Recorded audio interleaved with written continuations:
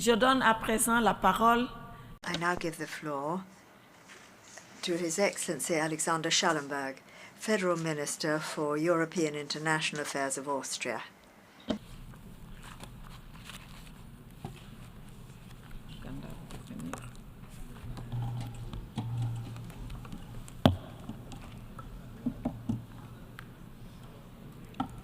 Monsieur le ministre, vous avez la parole. Minister, the floor is yours. Excellencies, ladies and gentlemen, we are meeting in this hall today at a time that is undeniably one of the most challenging in recent history. One look at the news and we see the highest number of violent conflicts since World War II, including a full-scale war of aggression of Russia against Ukraine, an intensifying global climate crisis, with extreme weather events causing devastation around the world, rising poverty, social divisions, and a backsliding of human rights and development gains hard-earned over the last decades. The world seems to be in a sad state of affairs, and one wonders where the worst is yet to come. We are indeed living in a time of uncertainty, in a time between times, so to say. The old order is fading and a new one is yet to emerge.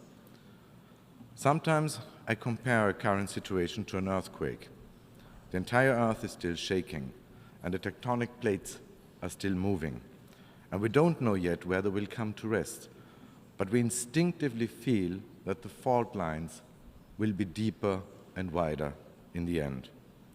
We already see shifts and cracks in our trade systems, in our security systems, in our multilateral systems. No wonder that this leads to a sense of insecurity and unease, to the feeling of living in a permanent state of emergency. In this era of transformation, our cities are rightly expecting answers. And I deeply believe that as politicians, it is our responsibility to formulate hopeful yet realistic visions. This means looking at the world as it is, lucid and clear-headed, without rose-tinted glasses. This also means that we have to be on our guard against those polarizing populists who spread fake news and offer seemingly easy answers to complex questions, who want us to believe that we can solve problems by simply negating them, by pulling up the drawbridge and decoupling from reality, be it on climate change, be it on disruptive technologies like AI, mutual political and economic dependencies, or the growing multipolarity in geopolitics. We cannot simply close our eyes to the complex realities of our modern world. There are simply no silver bullets and no quick fixes. This would be another and very dangerous form of wishful thinking. After all, we should know, and I would claim especially in Europe, that wishful thinking is never a solid basis for policy. This was painfully proven to us on February the 24th last year when Russia brutally invaded Ukraine. Ladies and gentlemen, for a country like Austria, militarily neutral, export-oriented, and at the heart of the European continent, the answer clearly lies in cooperation. We understand that in order to deliver for our own citizens, to make their lives more secure, create economic opportunities, and tackle global challenges, we need to work in partnership with others. That is why we are so deeply invested in multilateralism.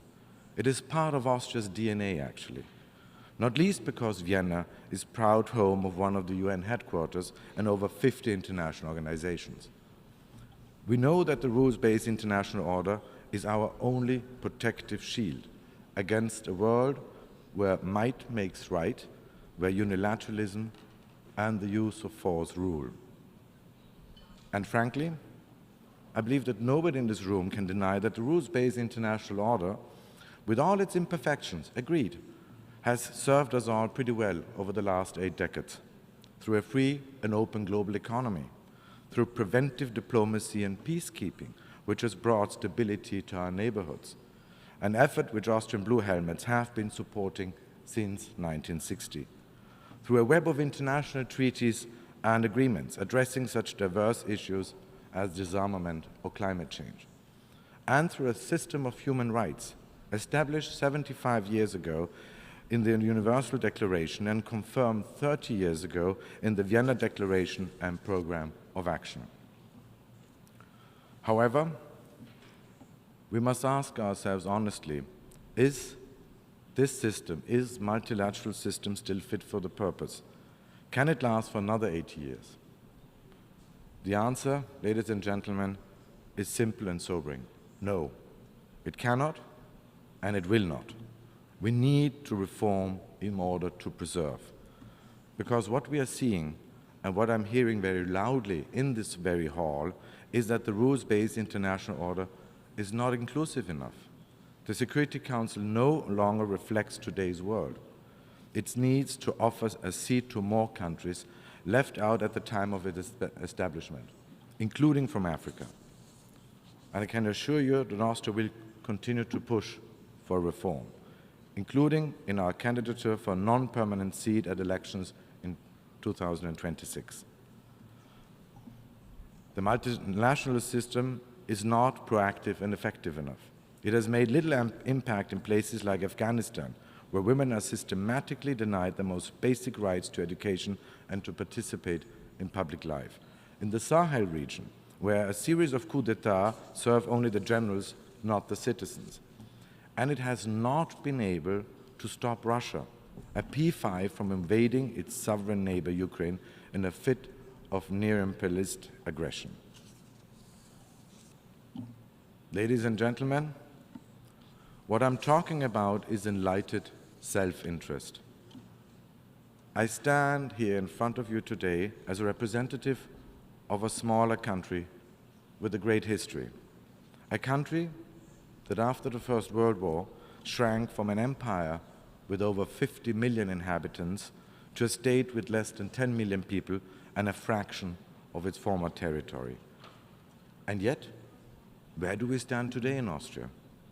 Today, Austria is a successful and flourishing country with a high degree of social stability, economic prosperity, and environmental protection, with its capital, Vienna, voted again and again as the world's most livable city. I believe there's a message there. There's a message to those countries and leaders who want to turn back the clock, who abuse history as a pretext to justify the violence today. They're on the wrong track. You cannot build a future while being stuck in the past. We Austrians, we have learned from our history, and it's precisely these experiences of the past that make us care so strongly about multilateralism. There is simply no better alternative. No better alternative for safeguarding our prosperity and security and for tackling global challenges. That's why we are so deeply invested in our partnerships with our friends and neighbors in Europe and within the European Union, with organizations such as the UN and the OSCE, with our strategic partners around the globe, and with engaged civil society organizations and the private sector. We have also increased our outreach to the Asian Pacific region, and we are engaging with African partners in the spirit of, that's very important, in the spirit of mutual respect and common interests. Dear colleagues, in the beginning I said we should take a look at the world as it is. And the bitter fact is we are more divided than ever. All too often, even in this hall, we talk at rather than with each other. We speak rather than listen. So today, I would like to remember all of us for what this hall was actually built in the first place, as a space of real dialogue, not as an echo chamber, not as a club of like-minded countries, as a place where we advocate our principles and values, yes, but without denying other point of views, where, yes, we have heated debates, difficult negotiations and hard negotiations, but where in the end we always reach a compromise. Let me be very clear, I'm not championing nihilism or moral reductionism. We know exactly where we stand. And Austria will always speak out for the values and principles that we hold dear, proudly and resolutely. Because I'm deeply convinced that our societies, based on freedom, pluralism, on individual rights, are the best guarantee for our citizens' security and prosperity. But at the same time, I clearly reject the notion of you're either with us or you're against us. The idea of canceling whole societies and cultures, of reverting to moralizing, finger-pointing, or self-righteousness. This is a lesson that we Europeans also have to learn, and I believe we have to learn it very quickly. Let's not kid ourselves. The world is simply not black and white. It is simply not that easy. To me, this is not, and it would not be responsible statecraft. It might play well with the social media bubble, but it does not reflect reality.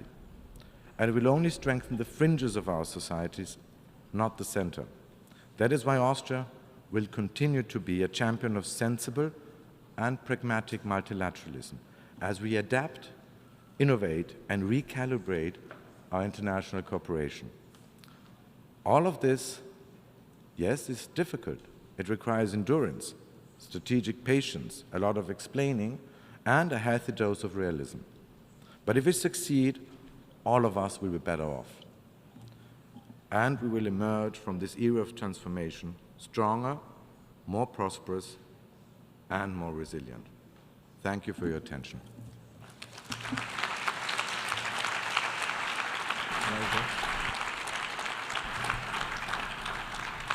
I thank the Federal Minister for European and International Affairs of Austria,